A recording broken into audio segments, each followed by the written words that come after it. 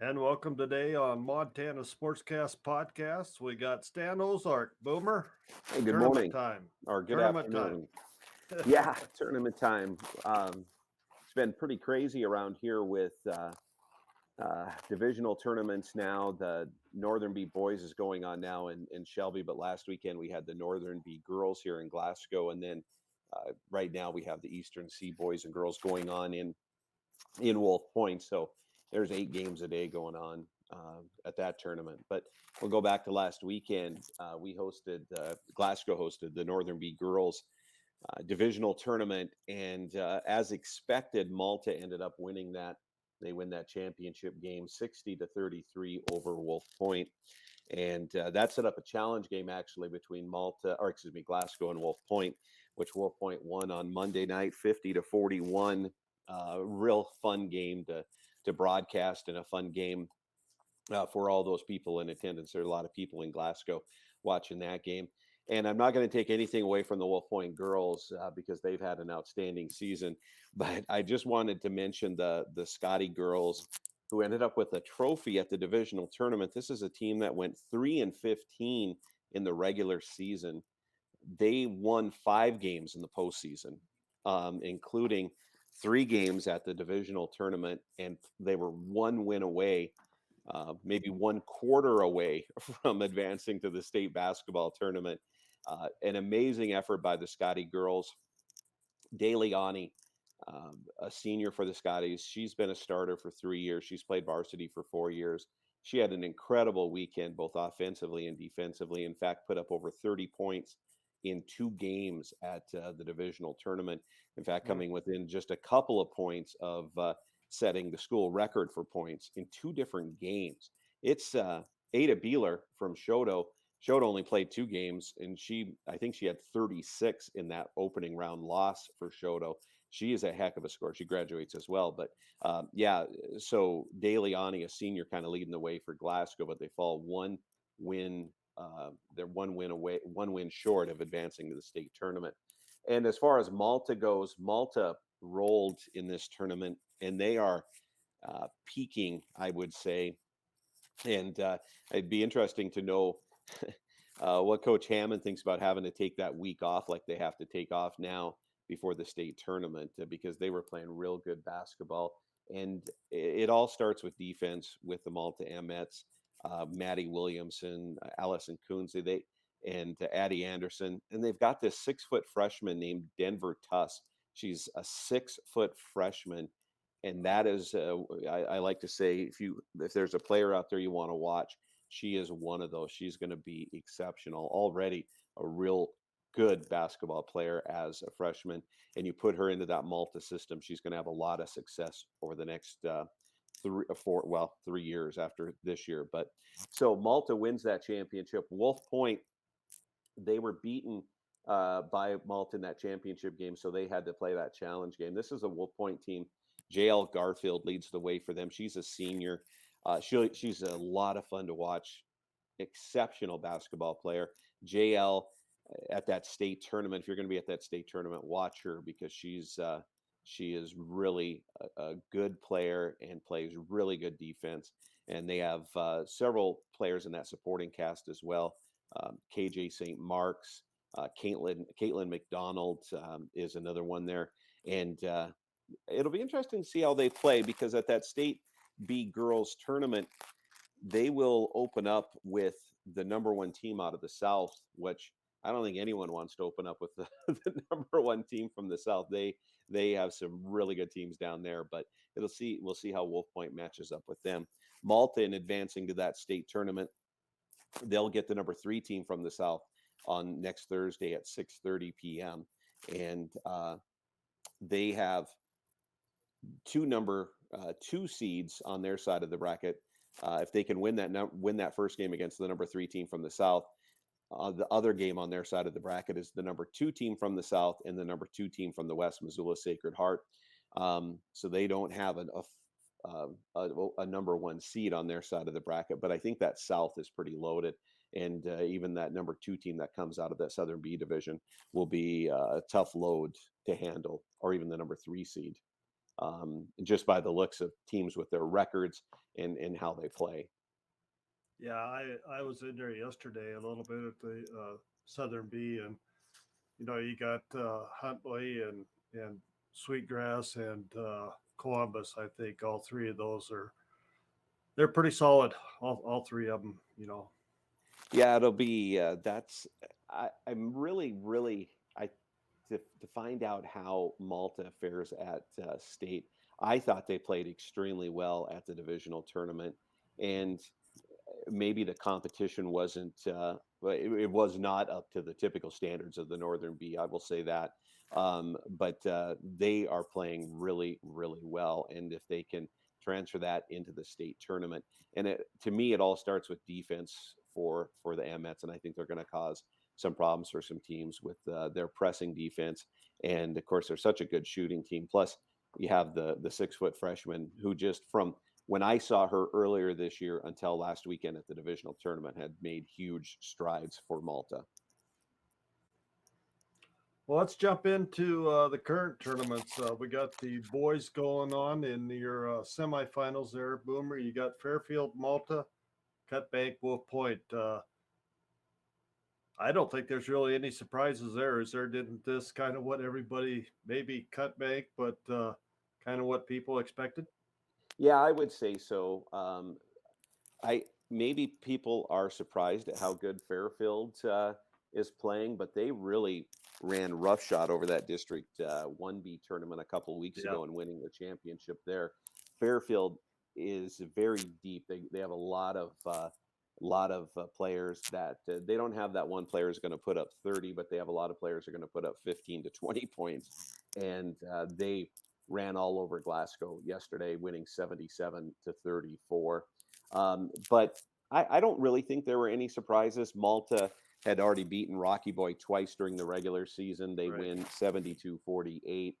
And then Cutbank had a little more trouble with Poplar. That one went down to the wire. Cutbank winning by 4, 47 to 43.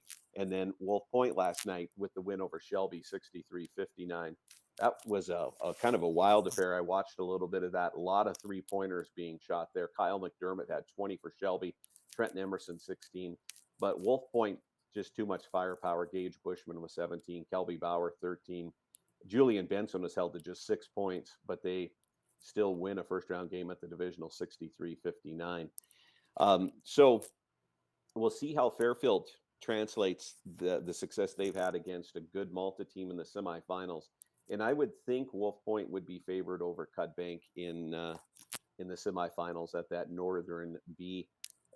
An interesting note, and I was going to mention this, and I forgot. Back to that Northern B girls, that Friday night was an all District 2B semifinals. And I was talking to some folks who've been around a long time, and they don't ever remember seeing all the District 2B teams in the semifinals with no 1B teams. Of course, the difference there, Fairfield, right? Fairfield has had such Yeah. success. They always play on Friday night, and they lost their first round game, and so they weren't there. But the District 2B definitely did dominate that Northern B girls.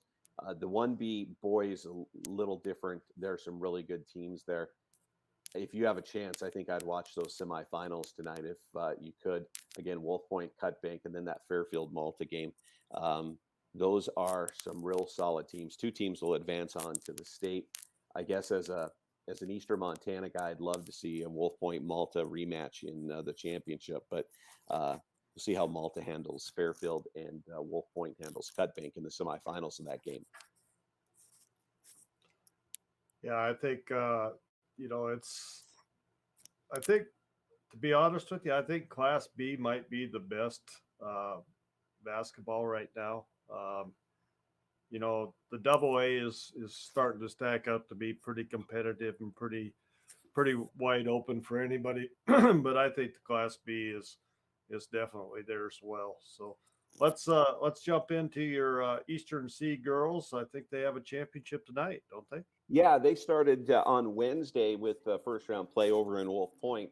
The two favorites in this tournament, the two unbeaten teams coming in, North Country and Plentywood, and that's where we're at with the championship game. That isn't surprising anyone.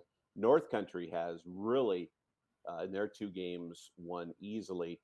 They beat Mondak on Wednesday 66-32, and then 63-19 win yesterday in the semifinal. So North Country's in the championship. Plentywood's had a little more trouble. They won 41-26. And then last night, Plentywood struggled against Scobie.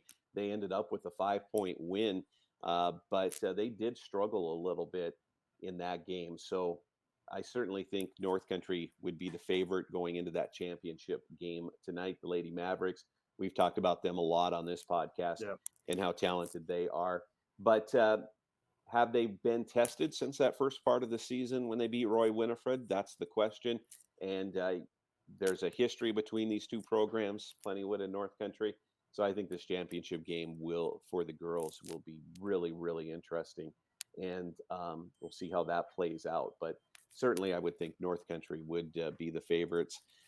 Just the history. Now, Plentywood did knock off North Country last year Right. in the championship, but I don't know what will happen. But it's a Friday semifinal at the Eastern C divisional, and the other teams remaining: Circle and Culbertson, and Westby Grenor and Scobie, and the loser out. The winners of those games will play in the consolation game tonight at 6 p.m. So there's always those challenge possibilities out there as well. So Yeah, uh, I've got Culbertson winning this morning, oh, okay, 47-42 over Circle. okay. That just popped up here not very long ago. So Scobie and Westby Grenor are playing now, but yeah, it North Country just been rolling, and the thing that we've talked time and time again, Boomer, about that ball club, and they hold Westby Grenor to 32 points, and Culbertson, it's their defense. It all starts with their defense, creates offense. Well, so you think about this. I being from Glasgow, and I do all the Glasgow games. The Scotty girls ended up third at the Northern B Divisional. They played North Country twice this year. North Country held Glasgow scoreless in the first half of one of those games against a team that ended up finishing in third at the Northern B Divisional. That's how strong they are. And it all starts and it ends with their defense. They get a pile of points off of turnovers, and they are a fun team to watch. And Bob, Amber Erickson has that team focused, and they have Oh one yeah, goal in mind, and that is to win a state title. And they are well on their way. A couple of wins here today already, and they'll play Plentywood tonight in the championship at the Eastern C Divisional. yeah, and I'm pretty sure Coach Erickson's going to remind them about that championship game at divisional last year. Right? Yeah, they're going to be well prepared for Plentywood Yeah, tonight. I think, Plentywood's been on their radar all season, and North Country's been on Plentywood's radar all season. So we finally get yeah, that matchup everyone's been wondering. To have two unbeaten teams in that same division is a lot of fun. yeah, it is. Well, let's jump to the boys in the Eastern C. You got Lester Christian and Freud Lake in the one semifinal, and Fairview and Scobie in the other one, Boomer. Yeah, no real surprises here, with the exception Luster did pick up that win. They're still unbeaten. Last two, I haven't talked to you since the District 3C Right. championship when Scobie took Luster to the wire. In fact, the only time Luster led in that game was the winning bucket in the final seconds. And then so you're thinking, well, that's good, a good test for the Lions. They'll be prepared for divisional. They get a week off, and then Savage takes them to overtime in the opening round of the tournament, and Luster has to come from behind to win that in overtime, 48-44. Savage came in as the number 4 team out of the district, uh, out of the District 2C. So probably not a. I know Leicester didn't look past Savage at all, but a 1-4 matchup in the first round, usually, especially with an unbeaten team, it'd be a little bit easier. But it was not. They had to do everything in their power to pull out that win in the first round. That would have been a huge upset, obviously, in the Yeah. first round of the Eastern C. Caden Klatt scored 15, Elijah Lenahan 10. Josiah Hambira, the big guy inside, was held to just 8 points. Sayer Erickson had 15 for Savage. But that was probably the one big surprise. not a loss for Leicester, but the fact that they were taken to overtime. That's two really close games for Leicester, their last two contests with Scobie and Savage. Freud Lake put away Nashua 48-32. Fairview beating Plentywood 52-43. And Scobie has to get a last-second shot to beat Bainville 48-46. Rom Handren hit the game winner for them. He had 21 in the ball game. This is a really young Scobie team, and I am really interested to find out how they play tonight against Fairview. This Scobie has such a great tradition, and Coach Jason Wolf has this team playing really, really good basketball right now, and obviously taking Leicester to the wire at the District 3C Championship, and then beating Bainville last night. How will Scobie match up with Fairview? The one issue with Scobie is they're just so young, really, really young team. I mean, they've uh, Handren and Carney are young players. Wolf is just a junior. Bowen Tandy and Luke Cromwell are seniors, but um, the future of that team is these really young players, and they're playing at a different level right now, and you can tell they're just getting better every game. So that Fairview Scobie matchup could be really interesting tonight. Well, the other semifinal will be interesting as well. Luster and Freud Lake. How will Luster handle Mason Detman, the all-world player from Freud Lake? He had 15 yesterday.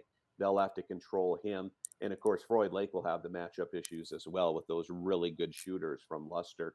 And we'll see how they handle Freud Medicine Lake handles Luster's pressure. But it's shaping up to be two really nice semifinal games. And for Luster, this is interesting because all the pressure's on them, right? I mean, they're expected to be going to the state tournament, competing at the state tournament. For Freud Medicine Lake, they've had all that success. They've graduated a lot of talent, but they still have Mason Detman and Patton Bighorn. But they can kind of go into that game with no pressure whatsoever. They're not the favorites against Luster. And the same could be said for Scobie. Young team, what do they have to lose against Fairview? And everyone is kind of looking ahead to a Luster Fairview championship game. I think one of those teams, Fairview or Luster, could get knocked off tonight, in my erstwhile opinion. Yeah, and I think the thing that's going to make the difference in the championship game, Boomer, is uh, how that third and fourth place game comes out as far as challenge goes. Uh, Taking pressure off of one of those teams in that championship game to get the Boy, state.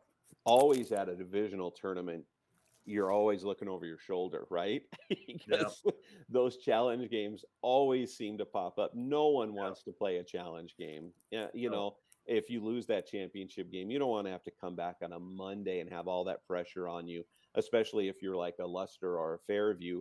And if they win tonight and they're in that championship game, the loser of that championship game, yeah, you don't want to play on a Monday and then turn around and make your plans to go to Billings if you do win that game. It just really, um, it's not a real comforting thing if you lose that championship game.